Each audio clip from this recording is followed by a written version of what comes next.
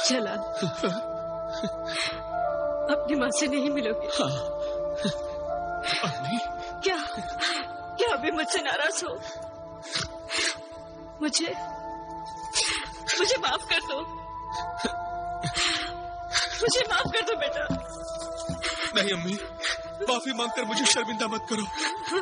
चांद परिणाम में सच बता दिया था। मुझे और बिलाल को आज तक कोई शिकायत नहीं है अम्मी, कोई शिकायत नहीं है। अम्मी, अब्बा जान, अब्बा जान। बिलाल, मैं तुम्हारी गुनहगार हूँ बेटा। कुछ मत कहिए अम्मी जान, बस बेटा कह के सिर पर हाथ रख दीजिए, सारे गिले शिकवे दूर हो जाएंगे अम्मी। हाँ बेटा, हाँ। भाई, मैंने तुम सबको मिलाने का वादा किया था, सो वो वादा आज पूरा कर दिया। मगर अब मुझे जाना होगा। इतनी जल्दी? इतनी जल्दी मुझे ही नहीं, आपको भी लौटना है फारान के महल में। मगर क्यों? ये चारों जिन गुलफाम के पीछे कोहे काफ रवाना होने वाले हैं। हाँ। इसलिए मैं जाने से पहले आपको और जमीला को फारान ले जाना चाहती हूँ। बस आप दोनों जलाल और बिलाल के साथ सुबह तक रह सकते हैं। सुबह में आकर कासिम और जमीला को फारान ले जाऊंगी। कोहे काफ से इनके लौटने तक आप दोनों को वहीं इंतजार करना होगा।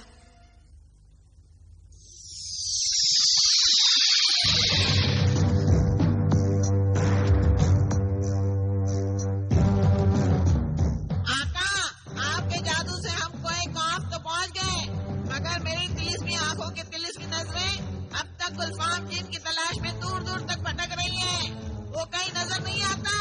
उसे कहाँ ढूंढेंगे? जिन्हें गुलफाम इतनी आसानी से नजर नहीं आएगा, वो जरूर किसी तिलिस्मी पर्दे की पनाह में छिपा हुआ है। आका, जिन्हें गुलफाम में पर्दा नशीन हसीना हो गया है क्या? ये कोहे खाफ है भोले परिंदे, कोहे खाफ। यहाँ कई बड़े राज पर्दे में छिपे हुए हैं। यहाँ हमसे बड़े बड़े जादूगर बड़े हैं। ये जिनों और परियों की बस्ती है। आदमजाद यहाँ सिर्फ कैदियों और गुलाम की शक्ल में नजर आएंगे। अगर आपको किसी जिन ने गुलाम बना लिया तो मैं क्या करूँगा आका? जिनों की इस बस्ती में जिब्रान किसी का गुलाम बनने नहीं, बल्कि गुलफाम जिनको अपना गुलाम बनाने आया है। शायद तुम भूल रहे हो तिलिस्मी परिंदे कि हम यहाँ गुलफाम जिन की वो तिलिस्मी अंगूठी हासिल करने आए हैं। जरा आहिस्ता बोलिए आका, जरा आहिस्ता।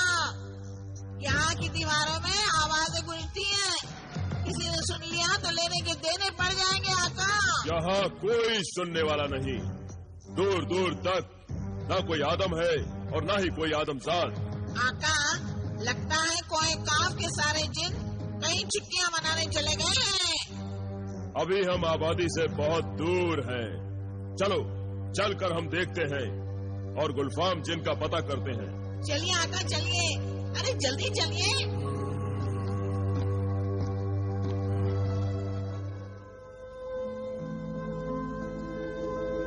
बिलाल, तुम्हारा मुजरिम जिन्हें गुलफाम और शबाब परी दोनों कोहे काफ के रहने वाले हैं, इसीलिए मेरी मंजिल अब कोहे काफ ही है।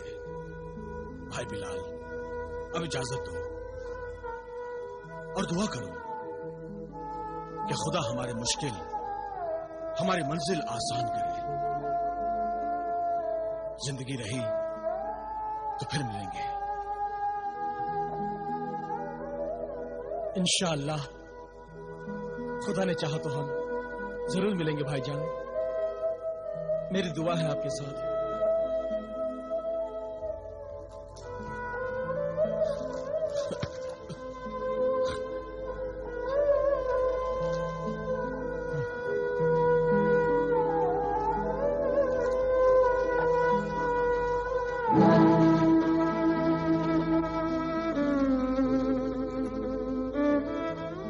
खुदा हाफिज, फी अमानिल्लाह। खुदा हाफिज, खुदा हाफिज।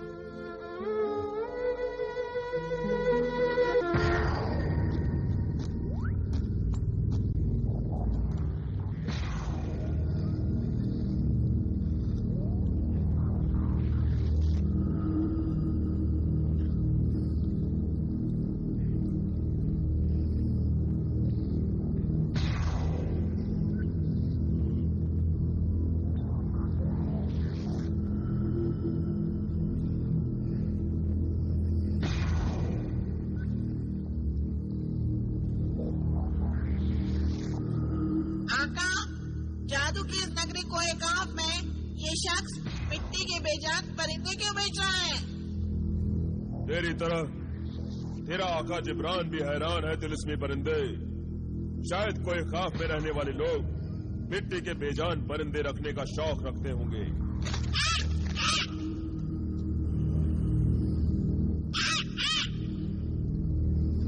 ऐ परिंदा फरोश,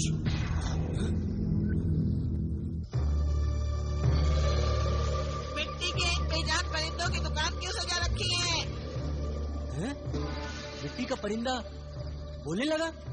मिट्टी का नहीं, असली परिंदा बोल रहा है, अकल के दुश्मन। अरे ये तोते की तरह आंखें क्यों मटका रहा है? अजीब तोता है, इंसान की तरह बोलता है। ये सिर्फ बोलता ही नहीं, इंसानों की तरह सोचता है, समझता है। ये तुमसे समझदार है। मैं अहमक हूँ, बेवकूफ हूँ? ये सब तो मैंने नहीं कहा। लगते तो ऐसे ही हो। चाहते क्या हो? कोई परिंदा खरीदना है? फिर की तूने नासमझी की बात। अरे मेरे पास दुनिया का अनमोल नायाब परिंदा है, तो फिर मैं तुम्हारे बेजान परिंदों का क्या करूँगा?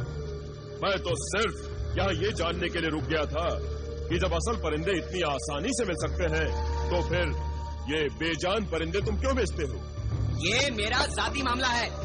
पत्थर बेचूं या शीशा? कुछ खरीदना है तो दाम गिनो, वरना चलते बनो। आका, लगता है ये तो नाराज हो गया। माफ करना परिंदा फरोश। ये परिंदा फरोश क्या लगा रखा है? मेरा नाम सुरखाब है। मियाँ, ऐसे कौन से सुरखाब के पर लगे हैं तुमने? जुबान मिली है परिंदे, तो इसका सही इस्तेमाल कर, बदजुबानी न कर। जानता नहीं, इंसान के जिस्म में सबसे अच्छी चीज जुबान होती है, जो दुश्मनों को दोस्त बना सकती है, और सबसे बुरी चीज भी जुबान होती है, जो दोस्तों को दुश्मन बना सकती है। ये तोता असल में मेरा मुंह लगा है। ये कभी कभी उलूल जलूल बक देता है, इसे माफ कर देना। दरअसल हम कोहे काफ में पहली बार आए हैं और एक शख्स की तलाश में हैं। कोहे काफ में किसी को तलाश करने वालों की लाश ही वापस जाती है अजनबी इंसान। ये हमें धमकी दे रहा है आका। अगर मैं गुलफाम होता ना, तो इन परिंदों की तरह इस बदजुबान परिंदा फरोश को भी पत्थर का बना देता। गुलफाम? क्या नाम लिया तुमने? गुलफाम? हाँ, गुलफाम, जिन्हें गुलफाम। क्या जानते हो उसे? हम उसी की तलाश में हैं। ये तुम क्या कर रहे हो? गुलफाम का नाम लेने की सजा भुगत रहा हूँ। अरे यहाँ गुलफाम का नाम लेना भी गुनाह है क्या? गुलफाम से इतना डरते क्यों हो? यहाँ सभी गुलफाम से डरते हैं। उसका नाम लेते ही कान पकड़ते हैं। वो बड़ा जालिम और बदमाश जिन है। कोई खाफ तो जिनों की बस्ती है, या कोई जिन उसका मुकाबला नहीं कर सकता? सब गुलफाम के जादू से डरते हैं। वो जिससे नाराज होता है उसे पत्थर का बना देता है। कल वो मेरी दुकान पे परिंदे खरीदने आया था। जब मैंने उससे परिंदों की कीमत मांगी तो उसने नाराज होकर दुकान के सारे परिंदों को पत्थर का बना दिया। कल तक मेरे सब परिंदे आसमान में उड़ते थे, आज जमीन पर पड़े हैं। क्या तुम जानते हो गुलफाम कहाँ रहता है? नहीं। चलिए आका, आगे देखते हैं।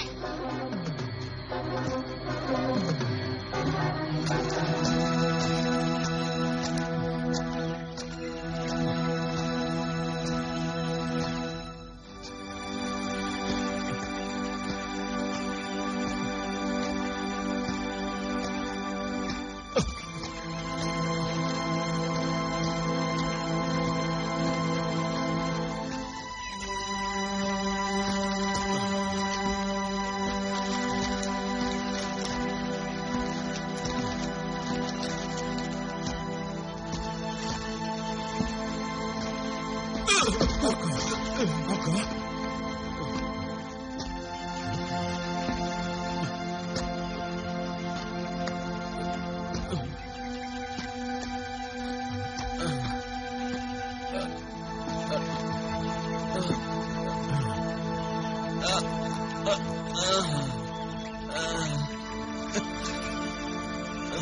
हुआ आका?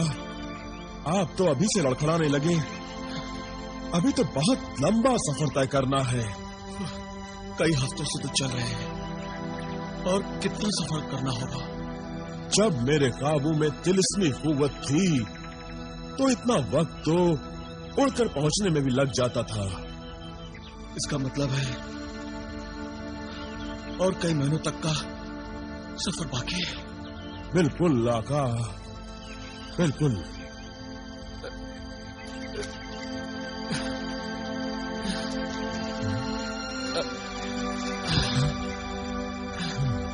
ये देखो,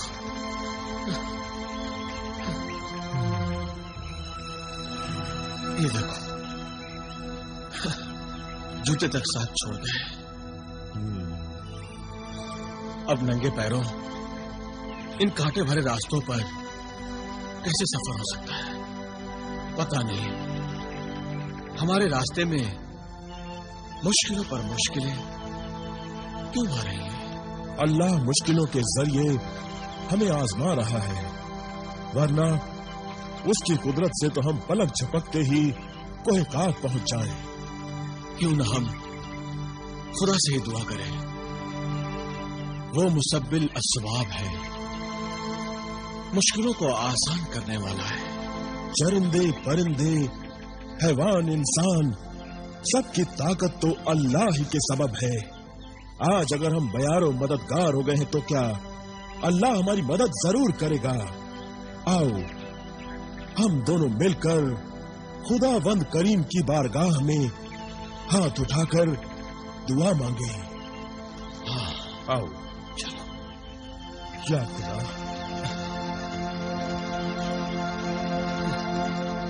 ऐ जमीन और आसमान के मालिक, ऐ दो जहां के मालिक, हम तेरी इबादत करते हैं, हम तेरी रियाजत करते हैं। ऐ अल्लाह, तू रहीम है, तू हम पर रहम कर। ऐ अल्लाह, तू करीम है, हम पर करम कर। ऐ बंदा परवर, हम तेरे नेक बंदे हैं और नेकी की खातिर शैतानी कुव्वतों से मुकाबला करने निकले हैं। खुदाया, अपनी कुदरत से ऐसे असबाब पैदा कर कि हम इन कुव्वतों का मुकाबला कर सकें और बदी पर नेकी को फतेह हासिल हो। आमीन सुम्मा आमीन।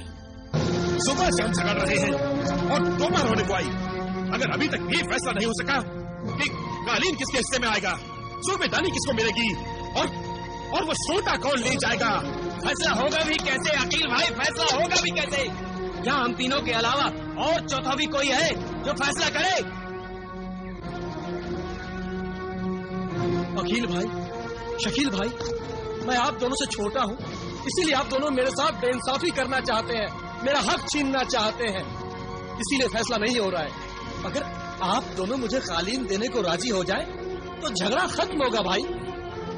मैं तुम दोनों से बड़ा हूँ, तुम दोनों को मेरी बात माननी चाहिए। कालीन पर सिर्फ मेरा हक है। नहीं भाईजान, अब्बा जान की वसीयत के मुताबिक कालीन मेरे हिस्से में आता है, ये मेरा हक है, मैं इसे लेके रहूंगा। ये मुझे दे दीजिए। शकील भाई, अब्बा जान वसीयत लिखने से पहले अल्लाह को प्यारे हो गए थे। अरे आप दोनों मुझसे बड़े हैं, यूं बच्चों की तरह झगड़ा मत कीजिए। कालीन मुझे दीजिए और सोटा और सुरमेदानी आपस में बांट लीजिए। ये कैसे हो सकता है? तुम सबसे छोटे हो और तुम्हें फैसला करने का हक हासिल नहीं है। बड़ा होशियार बनता है, कहते हैं कालीन मुझे दे दीजिए। हम बेवकूफ हैं? जितना ही छोटा उतना ही खोटा। भाई, मैं छोटा हूँ पर खोटा नहीं हूँ। मैं छोटा हूँ इसलिए आप दोनों मिलकर मुझे उल्लू बनाना चाहते हैं, मुझे गधा समझते हैं आप लोग। नहीं, मैं आप दोनों की बातों में नहीं आने वाला। भाई भाई, मैं सुरमैदानी नहीं लूंगा। मुझे कालीन दे दो भाई, मुझे कालीन दे दो। ओह, बात वहीं आकर अटक गई, वहीं आकर अटक गई। जिन्हें दौलत समझ में नहीं आता, ये तीनों भाई एक मामूली सुरमेदानी, एक सोटे और एक कालीन जैसी मामूली चीजों पर इतनी जिद और झगड़ा क्यों कर रहे हैं? माफ करना आका, आदमजाद ऐसी मामूली चीजों पर इतना झगड़ा नहीं किया करते। मतलब ये आका कि ये तीनों लालच के मारे हैं। लालच के मारे? देख नहीं रहे हैं आप? ये तीनों सुरमेदानी, सोटा और कालीन पर, जिन्हें आप मामूली समझ रहे हैं, किस तरह झगड़ रहे हैं। इसका एक ही मतलब है आका कि ये तीनों चीजें मामूली नहीं बल्कि बहुत ही गैर मामूली है। कालीन, सुरमेदानी और महज एक सोटा, ये तीनों चीजें आखिर गैर मामूली कैसे हो सकती हैं? मैं जिन हूं आका, मैं बगैर देखे ही समझ सकता हूं कि वो तीनों चीजें तिलिस्मी हैं। तिलिस्मी है? हाँ, और उनमें से हर चीज अपने तिलिस्म से इन्हें खुशहाल और अमीर बना सकती है, क्योंकि हर चीज के पीछे एक न एक जिन की ताकत छुपी होगी। तब तो इन्हें झगड़ा नहीं करना चाहिए, एक एक चीज आपस में बांट लेनी चाहिए। ये आदमजाद की फितरत है आका कि जो कुछ उसके पास है उस पर किनात नहीं करता, न सब्र शुक्र करता है, सिर्फ लालच के मारे दूसरों की चीजें हड़प करने के फेर में पड़ा रहता है। अगर ये चीजें तिलिस्मी हैं, तो कोहे काफ के सफर में हमारे काम आ सकती है। आका, आप भी लालच करने लगे? वो दूसरों की चीजें हैं, उन पर हमारा कोई हक नहीं है। नहीं नहीं जिन्हें दौलत, तुम मुझे गलत समझ रहे हो। मैं एक तीर से दो शिकार करना चाहता हूँ। वो कैसे आका? मैं पहले तो इन भाइयों को, जो सगे भाई होकर लालच के मारे भाईचारे को भूल गए हैं, उन्हें उनके लालच की सजा देना चाहता हूँ। और वो सजा क्या होगी आका? वो तिलिस्मी चीजें जो इन्होंने अपनी मेहनत से हासिल नहीं की है, बल्कि इन्हें विरासत में मिली है, इसीलिए उन्हें इसके मोल का अंदाजा नहीं है। लिहाजा जब वो ये चीजें ये गंवा बैठेंगे, तो उन तिलिस्मी चीजों की सही कदरों कीमत समझ सकेंगे और उन्हें अपनी गलती का एहसास भी हो जाएगा। इसका मतलब ये आका कि आप उनसे वो चीजें छीन लेना चाहते हैं। हाँ, मगर कुछ दिनों के लिए, ताकि उन्हें समझ आ जाए और हम इन चीजों से अपना काम निकाल लें। ये चीज हमारे पास इन भाइयों की अमानत होगी। तरकीब तो अच्छी है आका, लेकिन इन चीजों को हासिल करने से पहले इन चीजों का तिलिस्मी राज हमें मालूम करना होगा, वरना ये चीजें भी हमारे लिए मामूली चीजें बनकर रह जाएंगी। ये कौन सा मुश्किल काम है? चलो कोई तरकीब लड़ाकर इन तीनों लालच के मारों से ये राज उगलवा लेते हैं।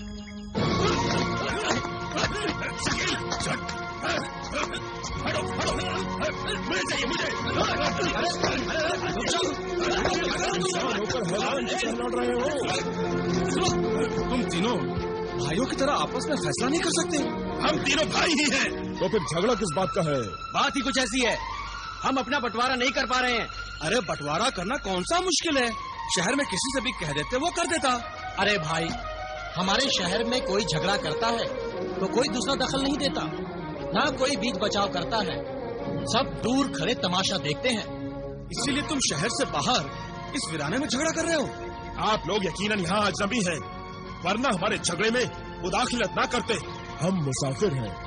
आप दोनों शरीफ लोग दिखाई देते हैं, शायद अल्लाह ने आप लोगों को हमारा फैसला करने के लिए ही भेजा है। हाँ, अब आप ही लोग हमारा